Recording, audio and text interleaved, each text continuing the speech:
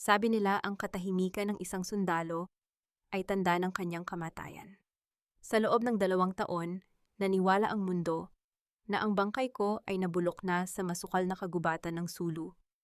Ang pangalang Trinidad Alvarado ay naging isa na lamang ukit sa malamig na marmol ng sementeryo. Isang bayaning kinalimutan, isang agilang pinutulan ng pakpak at ibinaon sa limot. Ngunit ang hindi nila alam, ang pinakamalalim na sugat ay hindi nanggagaling sa bala ng kaaway, kundi sa traidor na kasama mo sa iisang hapagkainan. Bumalik ako sa Manila na walang dalang anuman, kundi ang puot na kasing lamig ng bakal. Sa bawat pag-ikot ng manibela ng aking sasakyan, sa gitna ng mausok na kalsada, nakikita ko ang mukha ng mga taong nagbenta sa akin. Nakita ko ang aking pamilya, ang aking asawa, at mga anak na itinapon sa putikan. Habang ang taong tinawag kong kapatid ay nagpapakasasa sa yaman na galing sa aking dugo. Hindi ako narito para umiyak. Ang mga luha ko ay natuyo na sa loob ng madidilim na selda ng Sulu. Narito ako para sa isang misyon. Hindi ito laban ng mga baril at bomba. Ito ay laban ng talino ng diskarte at ng matinding paghihigante. Sa bawat segundong lumilipas, dahan-dahan kong hihilahin ang bawat hibla ng kapangyarihang ninakaw ninyo. Akala ninyo ay tapos na ang kwento, nagkakamali kayo. Dahil ang agila ay hindi namamatay para lamang maging alaala. Bumababa ito mula sa langit para maningil ng utang na loob na kinalimutan ninyo. Humanda kayo, dahil sa gabing ito ang hustisya ay hindi nahihingi ng paumanhin. Ito ang kwento ng aking pagbangon. Ito ang pagbabalik ni Trinidad Alvarado. At sisiguraduhin kong bawat isa sa inyo ay luluhod sa harap ng katotohanan. Mabigat ang tray ng mamahaling champagne na hawak ko, ngunit mas mabigat ang bawat pintig ng puso ko habang binabagtas ang bulwagang puno ng halimuyak ng mamahaling pabango at tunog ng mga peking halakhak. Nakasuot ako ng puting uniforme ng isang hamak na waitress, ang mukha ko ay natatakpan ng maskara na bahagi ng tema ng gabing ito. Isang masaganang pagtitipon para sa pag-alala sa mga bayani ng Sulu. Nakakatawa. Narito ako, ang mismong bayaning ipinagluluksa nila, ngunit nagsisilbi ako ng alak sa taong pumatay sa akin. Tumigil ako sa harap ng pangunahing mesa. Naroon siya, si Marcelo Vergara. Ang taong itinuring kong kapatid, ang taong pinagkatiwalaan ko ng aking buhay at ng kinabukasan ng aking pamilya. Maingat kong inilapag ang baso ng alak sa harap niya. Sa gitna ng musika, narinig ko ang kanyang mahinang bulong sa general na katabi niya. Wala na tayong problema, General. Ang Black Eagle ay naging abo na sa Sulu. Rafael is a broken man now. Isang pirma na lang sa mga dokumento ng ari-arian at akin na ang lahat. Mas mabuting patay na si Trina. Her family is better off without a mother who chose a hopeless war over them. Wika ni Marcelo bago lumagok ng alak. Nanigas ang aking mga daliri sa gilid ng tray.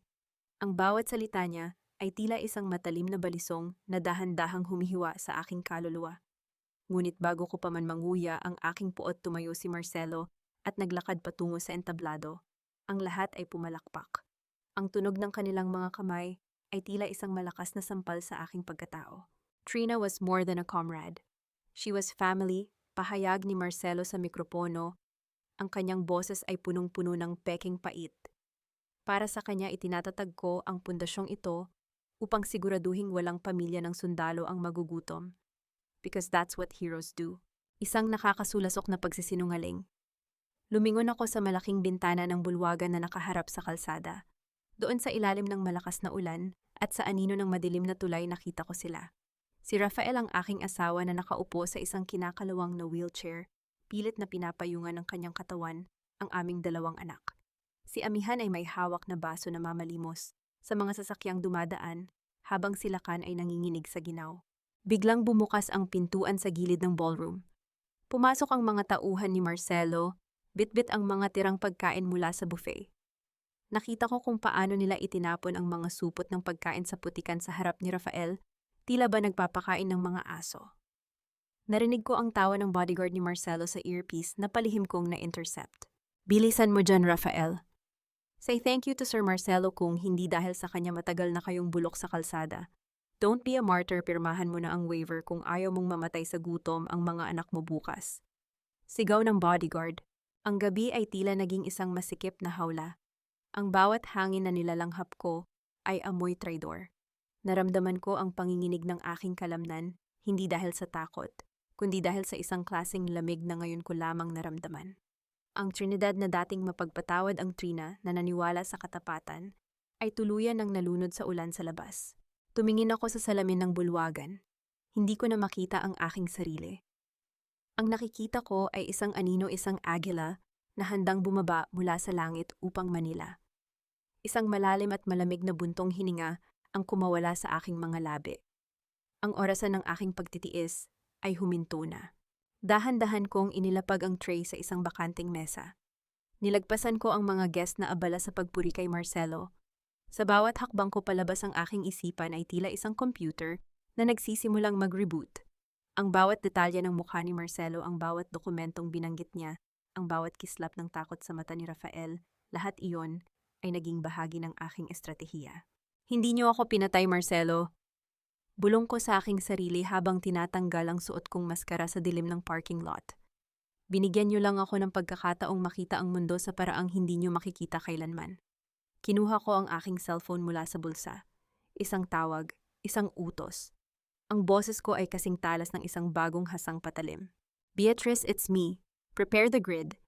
Ang agila ay hindi na darating para iligtas ang kumpanya. Darating ako para sunugin ang bawat kasinungalingan ni na Marcelo. Start the countdown. Sa pagsikat ng araw, malalaman nila na ang pinakamalaking pagkakamali nila ay ang iwan akong buhay. Sumakay ako sa aking lumang sasakyan. Ang tunog ng makina ay tila isang babala ng paparating na bagyo.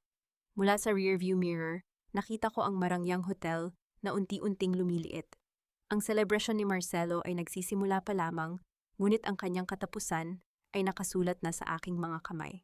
Ang bawat patak ng ulan sa windshield ng aking sasakyan ay tila mga luhang hindi ko hinayaang kumawala sa aking mga mata.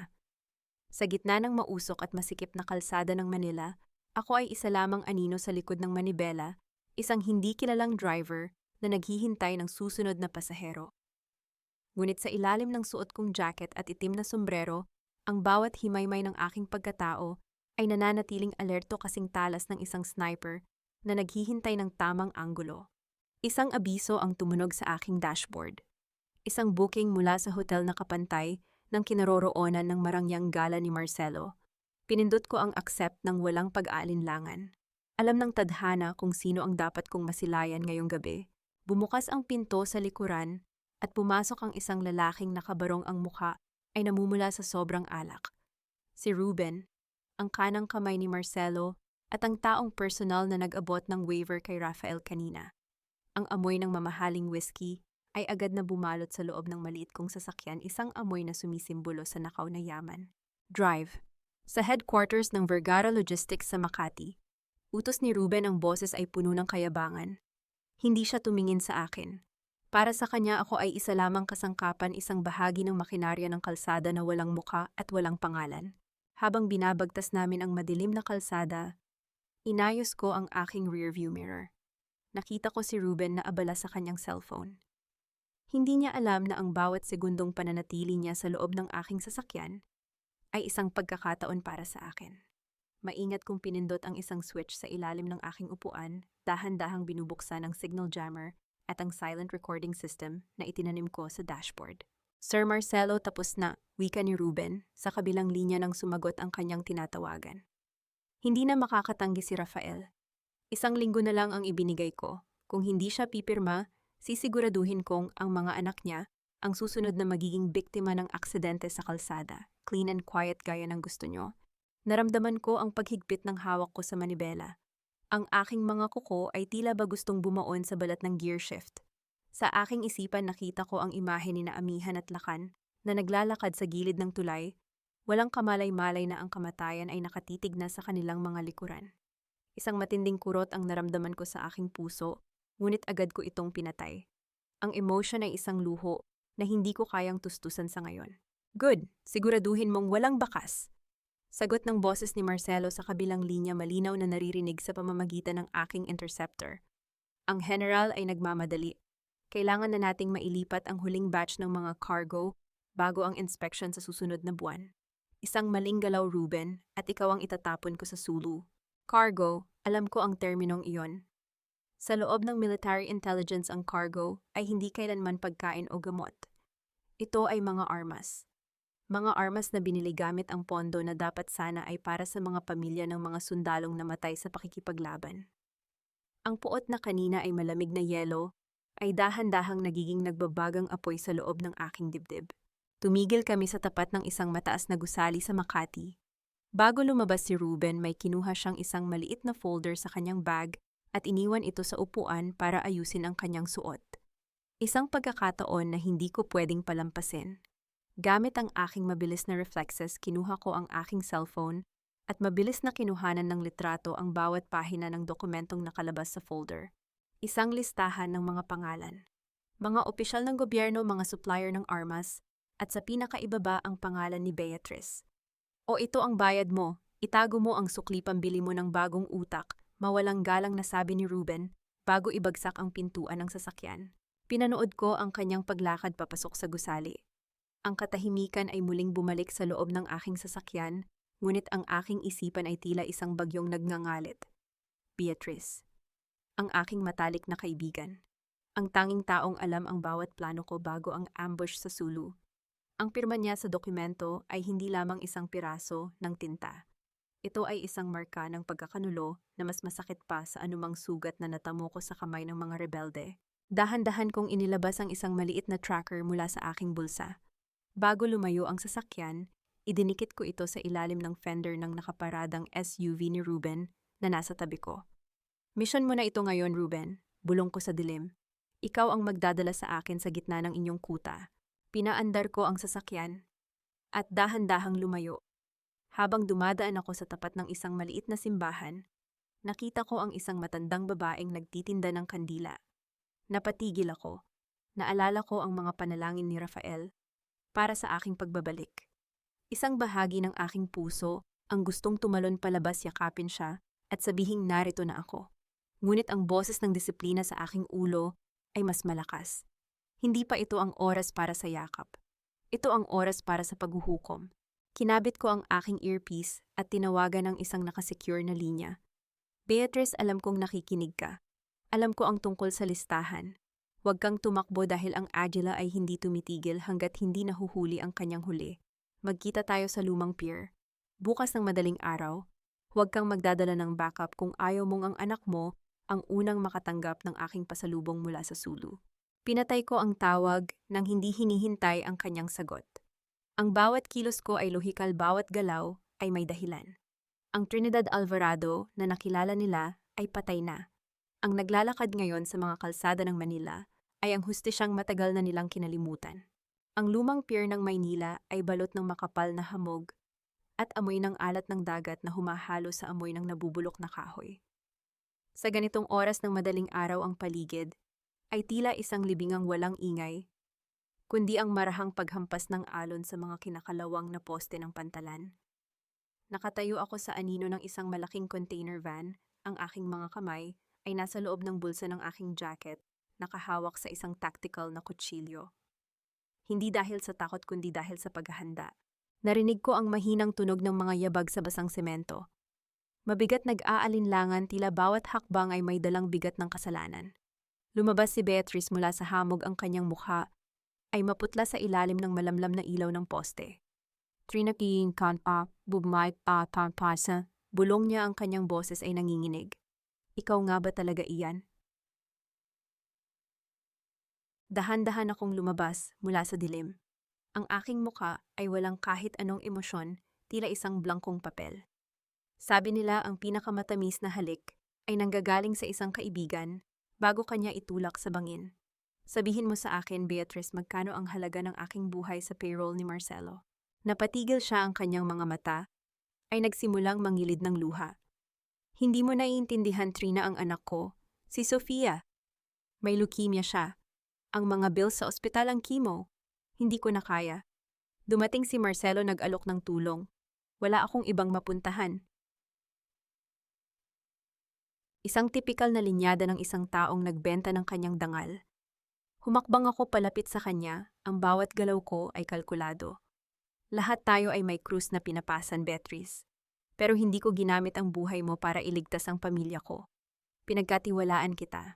Ang bawat bala na tumama sa aking mga kasamahan sa Sulu, ang bawat latayng latigo sa likod ko sa loob ng 2 taon. Lahat iyon ay may pirma mo. Biglang bumilis ang kilos ni Beatrice. May kinuha siyang maliit na patalim mula sa kanyang likuran. Patawarin mo ako, Trina, pero hindi ko pwedeng hayaang masira ang buhay ng anak ko. Bago pa man niya maiangat ang kanyang kamay, ang aking katawan ay tila naging isang mabilis na kidlat. Sa loob ng 3 segundo, naramdaman niya ang matitigas kong daliri sa kanyang pulsuhan. Inikot ko ang kanyang braso sa likod niya at dahan-dahang pinisil ang pressure point sa kanyang leg.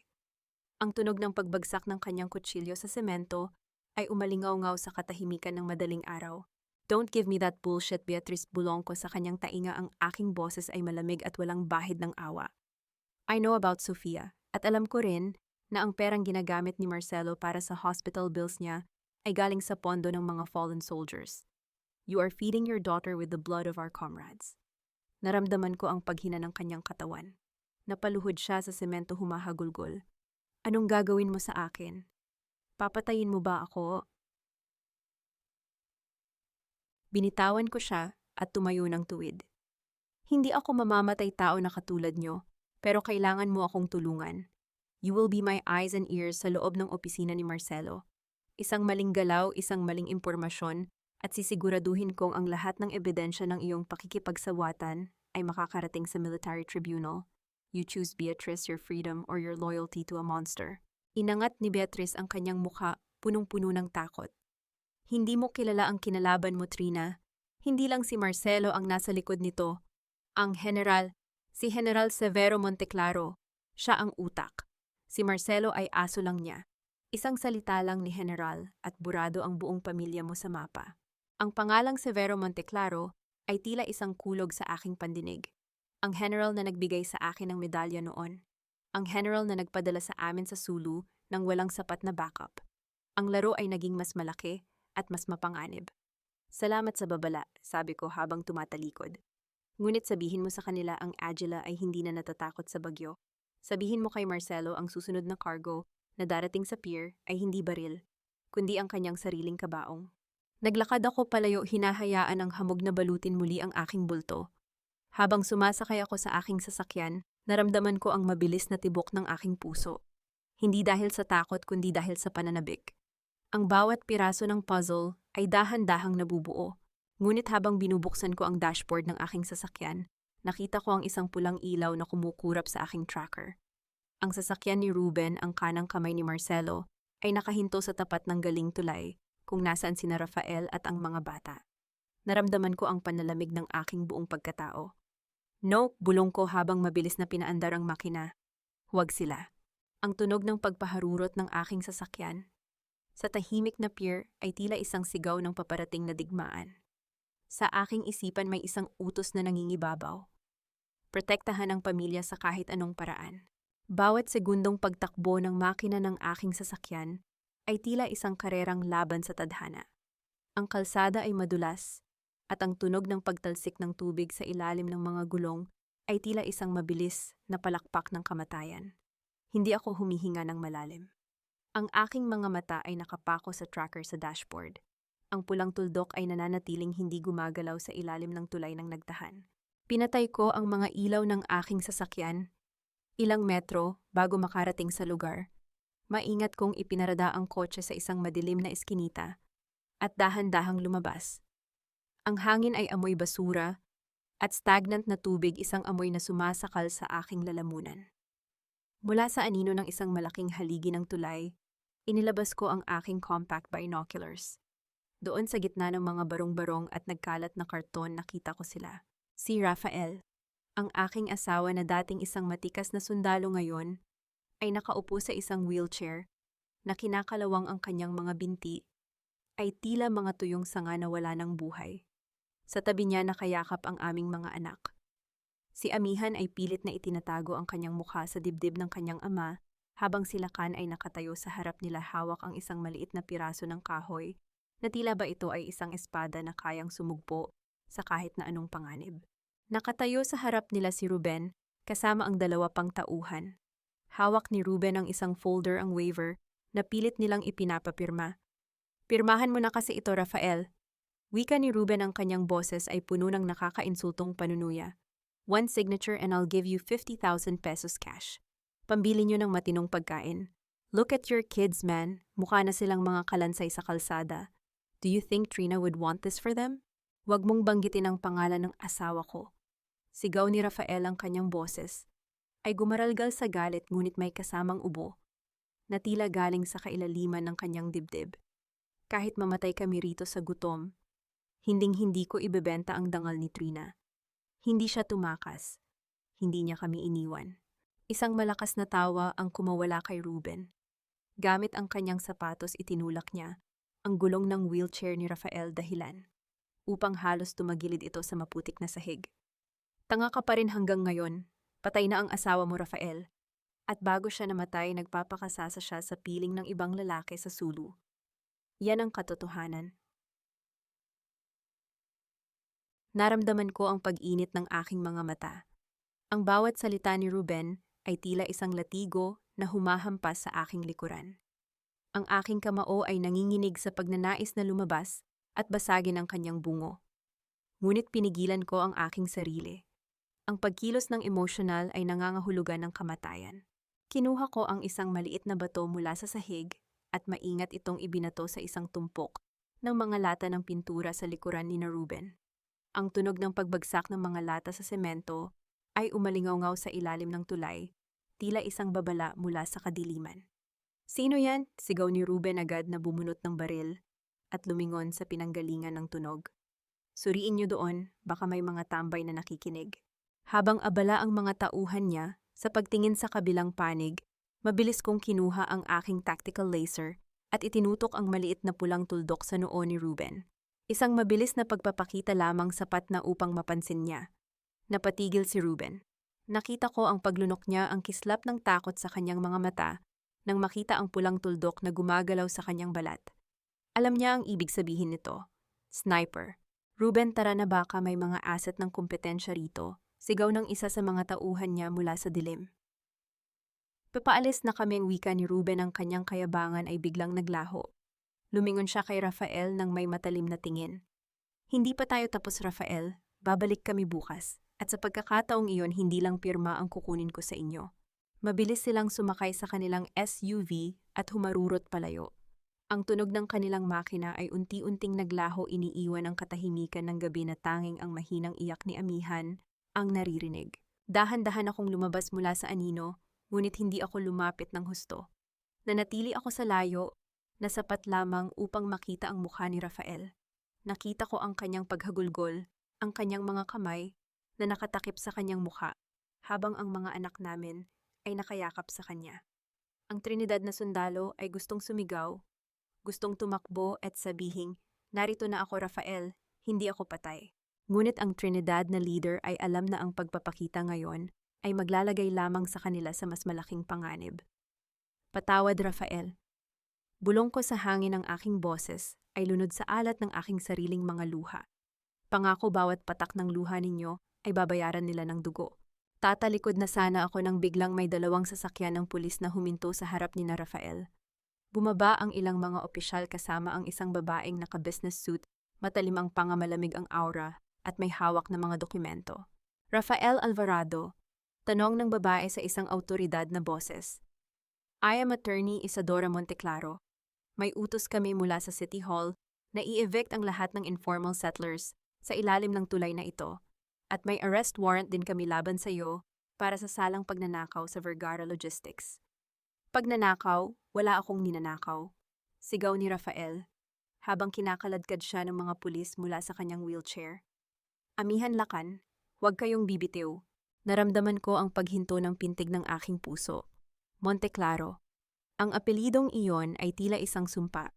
Ang bitag ay dahan-dahang sumasara at ang aking asawa ay dinadala na sa gitna ng impyerno. Ang tunog ng papalayo na sirena ng pulis ay tila isang malupit na biro na umuukit sa katahimikan ng gabi. Nakatayo ako sa gitna ng kadiliman, ang aking mga kamao ay nakakuyom hanggang sa bumao ng aking mga kuko sa aking palad. Nakita ko kung paano isinakay si Rafael sa loob ng mobile. Ang kanyang wheelchair ay naiwan sa putikan na katumba at tila isang bangkay ng bakal na wala ng silbi. Sina Amihan at Lakan ay naiwang nakatayo sa gitna ng ulan, ang kanilang mga maliliit na kamay ay pilit na inaabot ang anino ng kanilang ama. Ang bawat hagulgol nila ay tila isang bala na tumatama sa aking dibdib. Sumama kayo sa akin, wika ni Attorney Isadora Monteclaro sa mga bata. Ang kanyang boses ay hindi malambot, ngunit may isang klase ng awtoridad na hindi mapagkakaila. Dadalhin ko kayo sa isang pansamantalang shelter habang inaayos ang kaso ng tatay niyo. Nakita ko ang pag-aalinlangan sa mga mata ni Lakan. Humarap siya sa abogado, ang kanyang maliit na katawan ay tila isang pader na pilit na pinoprotektahan ang kanyang kapatid. Sabi ni nanay, huwag kaming sasama sa mga taong hindi namin kilala, lalo na sa mga taong kumuha kay tatay. Isang bahagyang pagbabago ang nakita ko sa mukha ni Isadora. Tumingin siya sa paligid, tila may hinahanap sa dilim. Pakiramdam ko ay nagtama ang aming paningin kahit alam kong nakatago ako sa anino. Isang malamig na ngiti ang sumilay sa kanyang mga labi, hindi ngiti ng tagumpay, kundi ngiti ng isang taong may itinatagong mas malalim na laro. Ang nanay niyo ay isang matalinong sundalo, Lakan. Bulong ni Isadora sapat na upang marinig ko sa aking pwesto. Kaya alam kong mas pipiliin niyang ligtas kayo kaysa sa mabasa rito sa ulan. Tara na. Isinakay niya ang mga bata sa kanyang mamahaling sasakyan. Pinanood ko ang pag-alis nila, ang pulang ilaw ng taillights ng kotse ay dahan-dahang naglaho sa kurbada ng kalsada. Monteclaro. Ang apelidong iyon ay sumisimbolo sa kapangyarihan ng militar, sa korupsyon at sa pagkamatay ng aking mga kasamahan sa Sulu. Kung si Isadora ay anak ni General Severo, bakit niya tinutulungan ang pamilya ng taong pilit na winawasak ng kanyang ama at ni Marcelo? Hindi ako nagsayang ng oras. Mabilis akong bumalik sa aking sasakyan at binuksan ang aking laptop. Gamit ang mga encrypted files na nakuha ko mula kay Beatrice, dahan-dahan kong hinalughog ang kasaysayan ni Isadora. Anak sa labas, bulong ko habang binabasa ang mga lumang dokumento.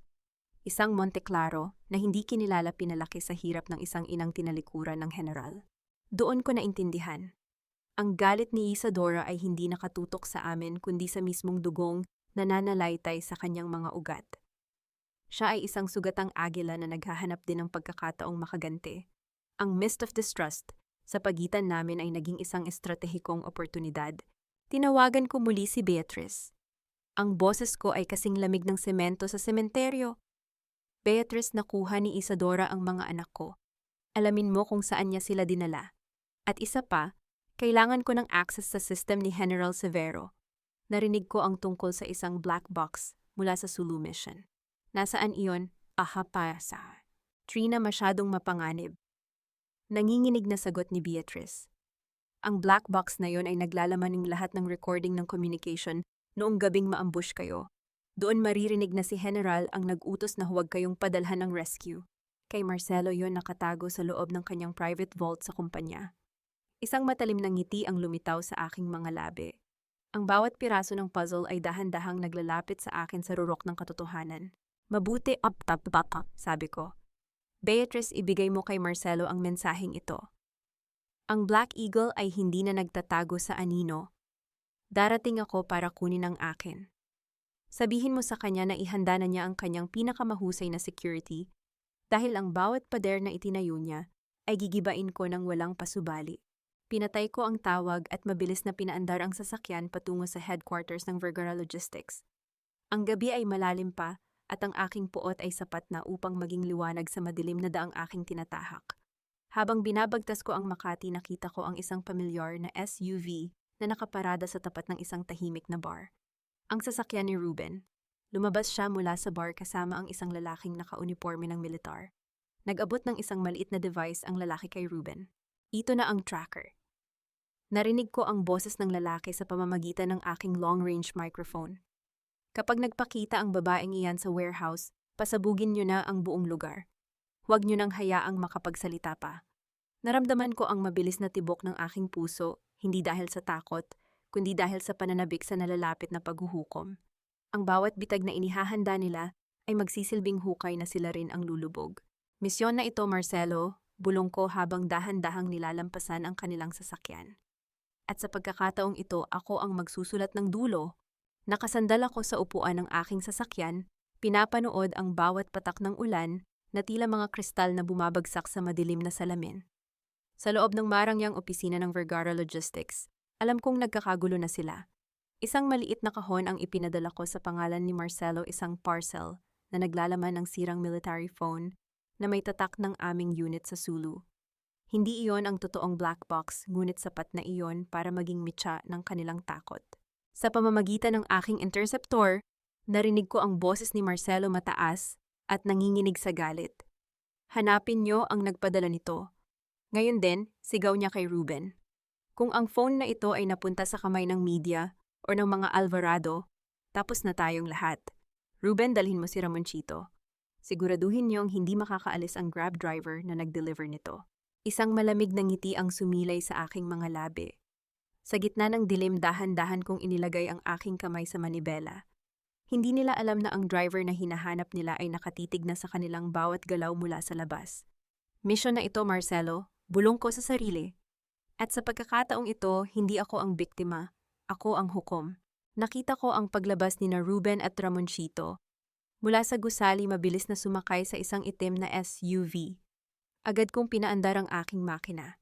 Ang tunog ng pag-ugong ng engine ay tila isang babala ng paparating na bagyo. Sinundan ko sila sa gitna ng masikip na trapiko ng EDSA. Ang bawat galaw ko ay tila isang sayaw sa gitna ng panganib. Sir, may sumusunod sa atin, isang puting sedan. Narinig kong sigaw ni Ramonchito sa kabilang linya. Pasabugin nyo na, huwag nyo nang patagalin, utos ni Marcelo. Biglang bumukas ang bintana ng SUV at inilabas ni Ramonchito ang isang baril. Ang bawat putok ay tila isang marahas na hampas sa katahimikan ng gabi. Ngunit hindi ako nag-atubili. Gamit ang aking tactical driving skills, iniwas ko ang sasakyan sa bawat panganib. Ang bawat kurbada ay tila isang maingat na pagkalkula ng distansya. Ang galit na kanina ay nakakubli ay biglang sumabog sa aking dibdib. Nakita ko sa aking isipan ang mukha ni Rafael na duguang nakahiga sa kalsada matapos siyang sagasaan ni Ramonchito. 3 taon na ang nakalilipas. Ang bawat sakripisyo ko sa Sulu ay tila binaliwala ng mga taong ito na nagpapakasasa sa yaman na galing sa dugo ng mga sundalo. Sa aking isipan, dahan-dahang naglakbay ang aking gunita sa mga gabi ng paghihirap sa Sulu. Ang bawat latay ng latigo, ang bawat araw ng gutom, lahat ng yon ay nagbigay sa akin ng isang klase ng lamig na tanging ang kamatayan lamang ang makakapantay. Ang Trinidad na marunong magmahal ay matagal nang ibinaon sa gubat. Ang nagmamaneho ngayon ay isang agila na wala ng takot na mawalan ng pakpak. Mabilis kong pinihit ang manibela at hinarang ang SUV ni na Ruben sa gitna ng isang madilim at bakanting lote malapit sa pier. Ang tunog ng pag-iskid ng mga gulong sa semento ay tila isang huling hininga ng makina. Bumaba ako ng sasakyan, ang aking mga mata ay nakapako sa SUV na ngayon ay nakatigil na. Bumaba kayo, wika ko sa isang boses na kasing lamig ng bakal. Walang panginginig, walang emosyon. Tanging ang dalisay na awtoridad ng isang opisyal. Dahan-dahang bumukas ang pinto ng SUV. Lumabas si Ruben, hawak ang kanyang baril, ngunit bago pa man niya maiangat ang kanyang kamay, mabilis kong itinapon ang aking tactical knife na tumama sa kanyang pulsuhan. Ang pagbagsak ng kanyang baril sa semento ay umalingaw-ngaw sa kabuuan ng lote. Sumunod na lumabas si Ramonchito, nanginginig sa takot, ang kanyang mukha ay maputla sa ilalim ng malamlam na ilaw ng poste. Trina, buhay ka? Nauutal na tanong ni Ramonchito. Akala ni Kuya Marcelo ay patay ka na. Lumapit ako sa kanya, ang bawat hakbang ko ay tila isang hatol ng tadhana. Hinawakan ko siya sa leeg at isinandal sa gilid ng sasakyan. Ramdam ko ang mabilis na tibok ng kanyang puso. Ang bawat paghinga niya ay punong-puno ng kilabot. Ang katotohanan ay hindi namamatay Ramonchito. Bulong ko sa kanyang tainga. Nandito ako para sa bawat buto na binali mo kay Rafael. Nandito ako para sa bawat luhang iniyak ng mga anak ko. Inilabas ko ang aking cellphone at binuksan ang recording. Magsalita ka. Sabihin mo ang lahat ng ginawa ni Marcelo. Sabihin mo kung paano niyo ibinenta ang aming lokasyon sa mga rebelde. Isang pagkakataon lang ito, Ramonchito. Isang maling sagot at sisiguraduhin kong hindi mo na makikita ang pagsikat ng araw. Napatitig si Ramonchito sa akin, ang kanyang mga mata ay nagsisimulang mangilid ng luha. Ngunit sa sandaling yon, isang pulang tuldok ang dahan-dahang gumalaw sa dibdib ni Ramonchito. Isang sniper. Trina, duck, sigaw ni Ruben mula sa likuran. Isang mabilis na pag-atake ng instinct ang bumalot sa aking buong pagkatao nang makita ko ang pulang tuldok sa dibdib ni Ramonchito. Hindi ako nag-isip. Gamit ang aking buong lakas, hinila ko ang kulyar ni Ramonchito at binalibag siya sa likod ng makapal na gulong ng SUV. Kasunod nito ay ang matinding tunog ng pagtama ng bala sa katawan ng sasakyan, isang tuyot at matalim na paghampas ng tingga sa bakal na nagpadama ng panginginig sa buong paligid. Marcelo, hayop ka. Sigaw ni Ramonchito, ang kanyang boses ay puno ng kilabot at hindi makapaniwalang sakit. Kapatid mo ako, papatayin mo ako para lang sa pera mo. Hindi ako sumagot. Ang aking mga mata ay nakatuon sa pinanggalingan ng bala, isang abandonadong warehouse sa itaas na bahagi ng lote. Sa bawat segundong lumilipas, nararamdaman ko ang lamig ng ulan na humahalo sa init ng aking galit. Ang luhika ng isang sundalo, ang nangingibabaw ang sniper, ay hindi narito para sa akin, kundi para burahin ang tanging saksi na mag-uugnay kay Marcelo sa krimen.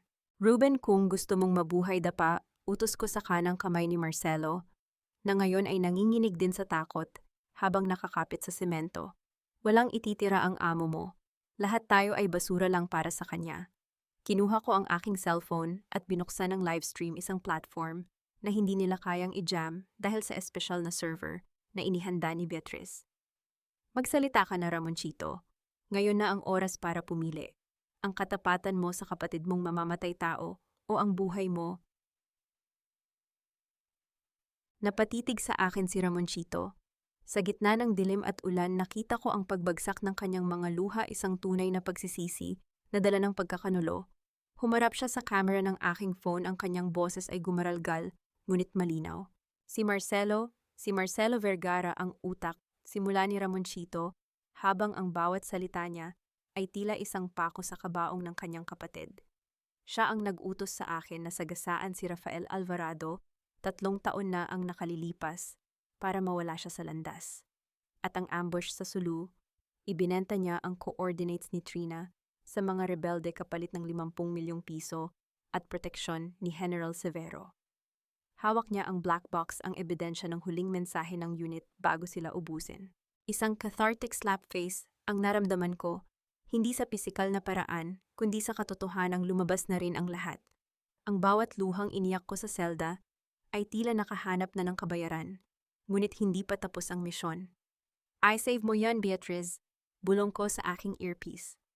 I upload mo sa bawat military network at social media sites. Let the world see the face of the man they call a hero. Biglang tumigil ang putok mula sa warehouse. Isang nakakabinging katahimikan ang bumalot sa lote, tila ba ang gabi ay naghahanda para sa isang mas malaking pagsabog. Kinuha ko ang pagkakataon, hinawakan ko si Ramonchito sa braso at kinaladkad patungo sa aking sasakyan. Ruben, sumama ka kung ayaw mong ikaw ang susunod na itumba ng sniper na yan, malamig kong wika. Sumakay kaming lahat sa puting sedan. Habang pinapaandar ko ang makina, nakita ko ang anino ng isang itim na van na dahan-dahang lumalapit sa amin. Ang bawat segundo ay tila isang karerang laban sa tadhana. Bago ko tuluyang i-shift ang gear, nakita ko ang isang maliit na krus na nakasabit sa rearview mirror ni Ruben, isang krus na ibinigay ko sa kanya noong binyag ng anak ko. Hinawakan ko ito at pinigtas ng walang pag-aalinlangan. Wala ka ng karapatang hawakan ang simbolo ng tiwalang sinira mo, Ruben. Pinaandar ko ang sasakyan ng buong bilis, ang tunog ng pag-iskid ng mga gulong sa basang semento ay tila isang hiyaw ng paglaya. Ngunit sa aking dashboard, isang mensahe ang lumitaw mula sa isang unknown sender, isang video link. Pag-click ko, ang aking mundo ay tila muling gumuho. Si Amihan at Lakan. Nakaupo sila sa loob ng isang madilim na silid, nakagapos ang mga kamay at may mga takip sa bibig. Sa likod nila nakatayo ang isang lalaking nakauniforme, ang mukha ay hindi makita ngunit ang boses ay pamilyar. Ang ganda ng interview ni Ramonchito, Trina, wika ng boses sa video, ang boses ni General Severo Monteclaro. Pero ang katotohanan ay may presyo. Isuko mo ang saksi sa loob ng 1 oras o panoorin mong maging anino ang kinabukasan ng mga anak mo. Naramdaman ko ang panlalamig ng aking buong pagkatao. Ang bawat tagumpay na nakamit ko kanina ay tila naging abo sa isang iglap. Ang bitag ay hindi pa pala tapos. Ito ay nagsisimula pa lamang. Ang matinding pagtama ng bakal sa bakal ay nagdulot ng isang nakakangilong tunog na umalingaw-ngaw sa loob ng aking sasakyan. Naramdaman ko ang marahas na pag-alog ng aking bulto, ngunit ang aking mga kamay ay nanatiling nakadikit sa manibela. Tila ba ito ay bahagi na ng aking sariling katawan.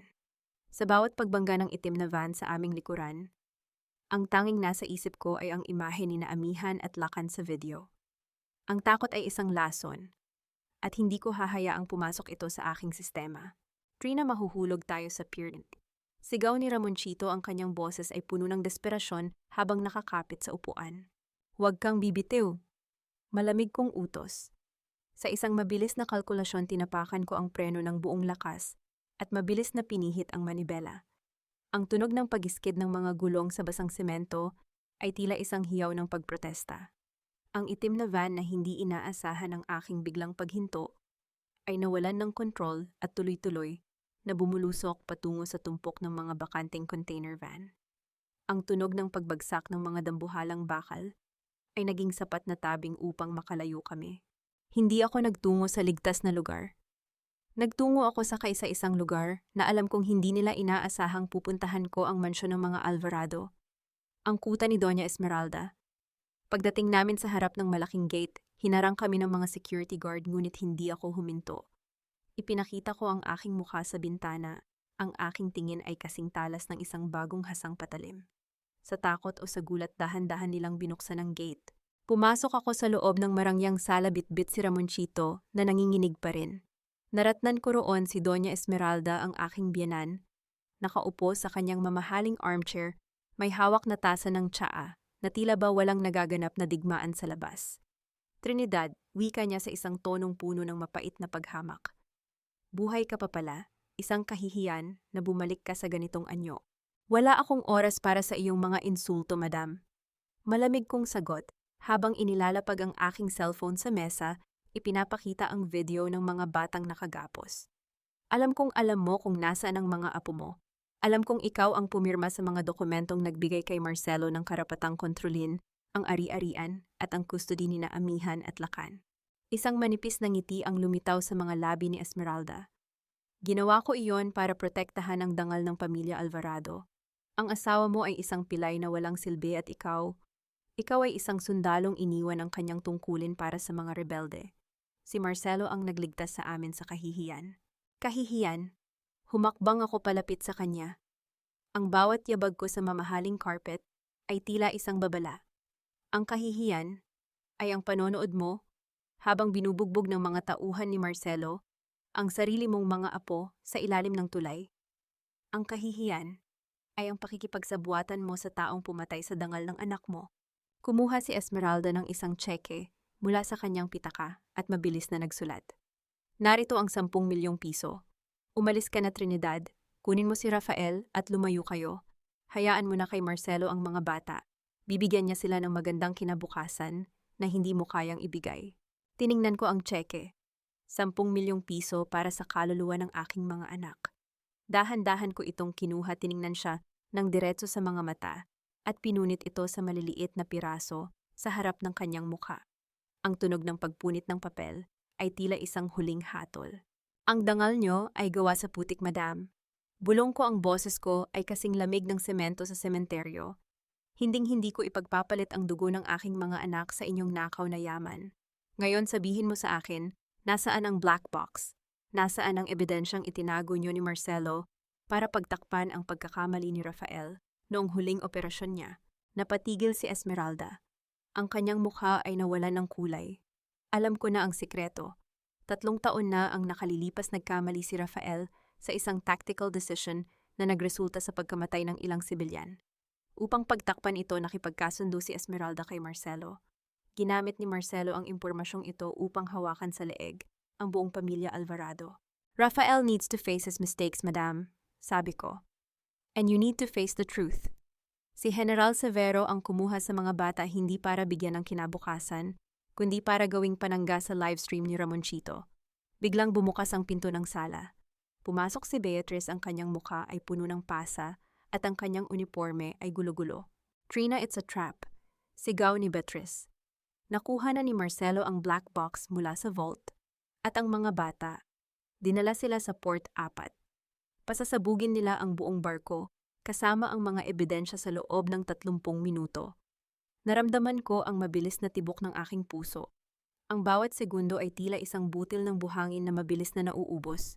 Ang pagyanig ng buong mansyon dahil sa hanging dala ng Elise ng helicopter sa itaas ay tila isang babala ng paparating na katapusan. Ang bawat pagaspas ng hangin ay sumasampal sa mga bintanang kristal na lumilikha ng isang nakakangilong tunog ng panginginig. Ngunit sa gitna ng kaguluhang ito, nananatili akong nakatayo sa gitna ng sala, kasing lamig ng semento, ang aking disposisyon. Trinidad Alvarado, ang boses ni General Severo, ay umalingaw-ngaw mula sa megaphone tuyot at walang bahid ng emosyon. Alam nating dalawa ang protocol. In the interest of national security, kailangang burahin ang anumang banta. Isuko mo si Ramoncito at ang black box at bibigyan ko ang mga anak mo ng mabilis na kamatayan. Huwag mo nang pahabain ang kanilang paghihirap. Isang suffocating trap. Ang sarili kong commander, ang taong pinaglingkuran ko ng tapat, ay tinatrato ang buhay ng aking mga anak bilang collateral damage. Trina, anong gagawin natin, Pmod? Nanginginig na tanong ni Beatrice habang nakakapit sa aking braso. Nasa Port 4 sila. Hindi natin sila maaabutan kung hindi tayo susuko. Tiningnan ko si Beatrice ng diretso sa mga mata. Ang aking internal awakening ay hindi nagmula sa takot, kundi sa isang matalas na lohika. Paano nakatakas si Beatrice sa mga tauhan ni Marcelo nang walang kahit isang galos na malalim? Paano niya nalaman ang eksaktong lokasyon ng mga bata gayong ang general mismo ang may hawak sa kanila? Beatrice, bulong ko, ang boses ko ay kasing talas ng isang scalpel. Tell me, sino ang nag-utos sa'yo na dalhin ako sa Port 4? Si Marcelo ba o ang general na ama ni Isadora? Napatigil si Beatrice. Ang kanyang mga mata ay lumaki sa gulat at sa isang saglit nakita ko ang pagguho ng kanyang maskara. Bago pa man siya makakilos, mabilis kong hinawakan ang kanyang pulsuhan at inagaw ang maliit na transmitter na nakatago sa loob ng kanyang jacket. You're the beacon, wika ko habang dinudurog ang transmitter sa ilalim ng aking sapatos. Ginamit kanila para malaman kung nasaan ako. At ang Port 4, iyan ang lugar kung saan balak niyo akong ubusin kasama ng mga anak ko. Lumingon ako kay Doña Esmeralda na kanina pa nakatitig sa amin. Madam, kung gusto mong isalba ang huling natitirang dangal ng mga Alvarado, gamitin mo ang iyong impluensya. Tawagan mo ang media. Lahat ng koneksyon mo sa dyaryo at telebisyon papuntahin mo sa Port 4 ngayon din.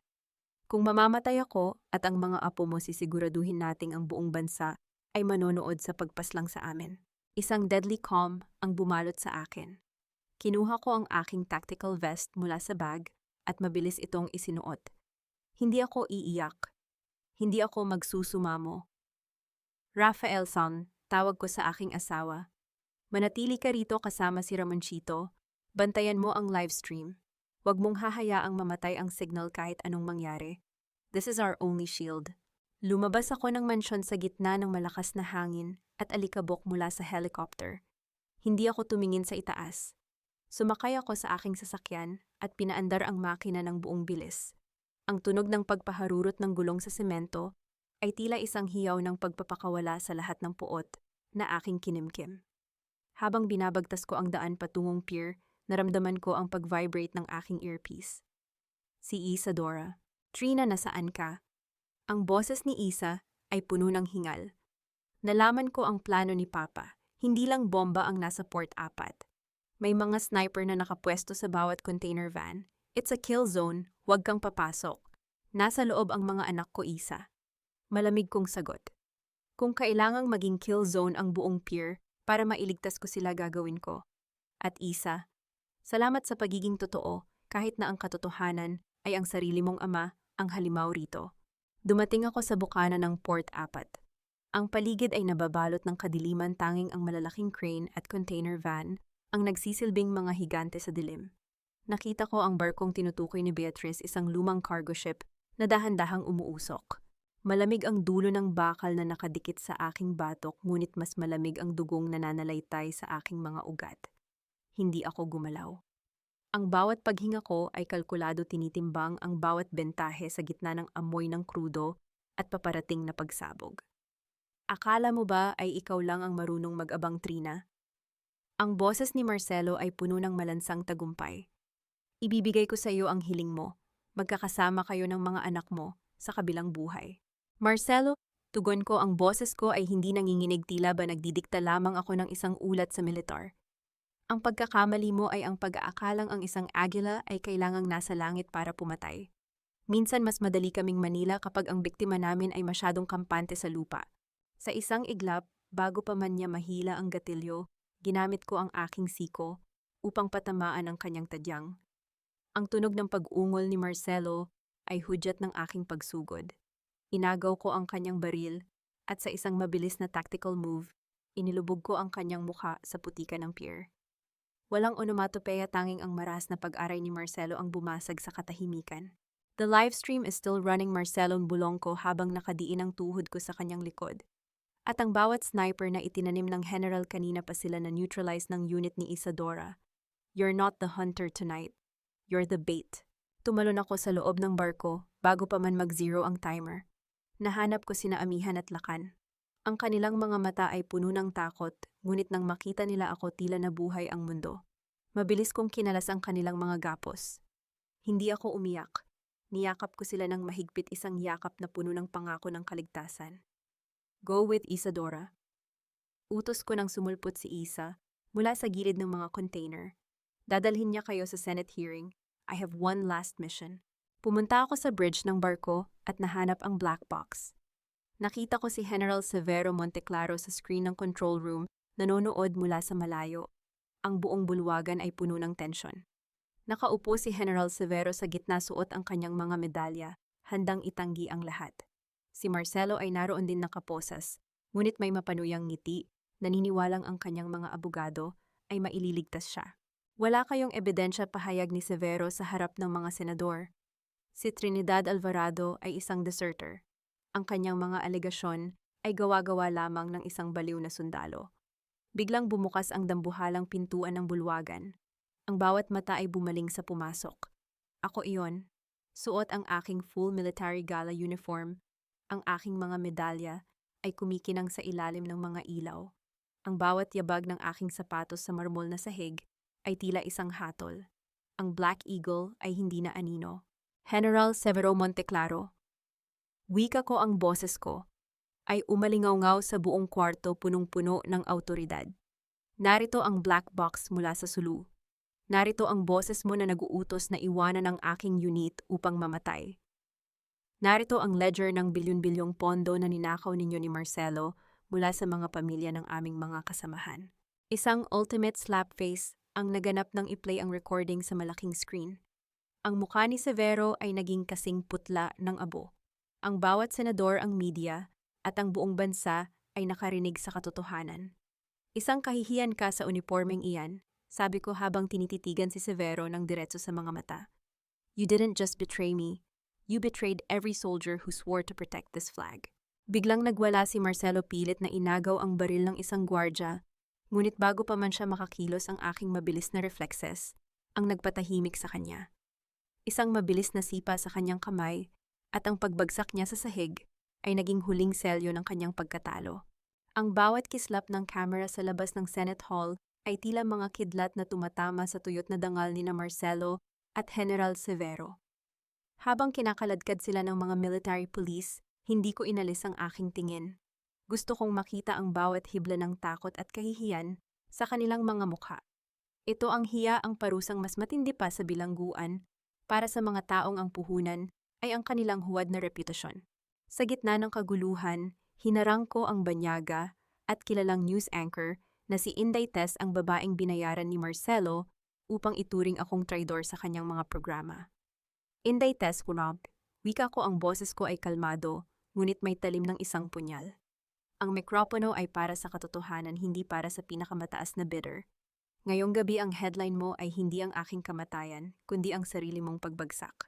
Nakita ko ang panginginig ng kanyang mga kamay habang pilit na iniaayos ang kanyang buhok. Wala siyang masabi. Ang digital slapface ay nagsimula na. Ang libu-libong komento sa kanyang livestream ay humihingi ng kanyang agarang pagbibitiw. Nagtungo ako sa detention cell kung saan pansamantalang nakapiit si Marcelo bago ilipat sa maximum security prison. Naratnan ko siyang nakaupo sa sahig, gulo-gulo ang buhok at wala na ang mamahaling suit na kanyang ipinagmamalaki. Trina, please, pagmamakaawa ni Marcelo ang boses niya ay tila isang asong nasusukol. Magkaibigan tayo, di ba? Sabihin mo sa kanila na nagkamali lang ako. I'll give you back everything, ang mansyon ang pera lahat. Marcelo, hindi mo pwedeng ibalik ang isang bagay na kailanman ay hindi naging sa iyo. Malamig kong tugon habang nakatitig sa kanya mula sa likod ng rehas. You called Rafael a broken man but look at you. Ikaw ang tunay na wasak. Ang yaman mo ay gawa sa dugo ng mga sundalo at ngayon ang duguring iyon ang lulunod sa iyo. Humarap din ako kay Doña Esmeralda ang aking biyenan na pilit pang nagmamalaki sa gitna ng hearing room. Inabot ko sa kanya ang opisyal na dokumento ng court order. Madam, as of this moment, tinatanggalan ka na ng korte ng guardianship sa aking mga anak. Sabi ko nang walang pag-aalinlangan. Ang sidiyan na pilit mong pinoprotektahan ay naging abo na. You chose your social status over your grandchildren. Ngayon wala ka ng kahit ano, hindi ang mga bata, at lalo na ang pangalang Alvarado. Ang tunog ng pagpunit ko sa huling waiver na pilit niyang ipinapapirma kay Rafael ay umalingaw-ngaw sa tahimik na silid. Iyon ang huling hininga ng kanyang kapangyarihan. Tiningnan ko ang black box na hawak ko. Naalala ko ang sinabi ni Severo tungkol sa pugad o nest.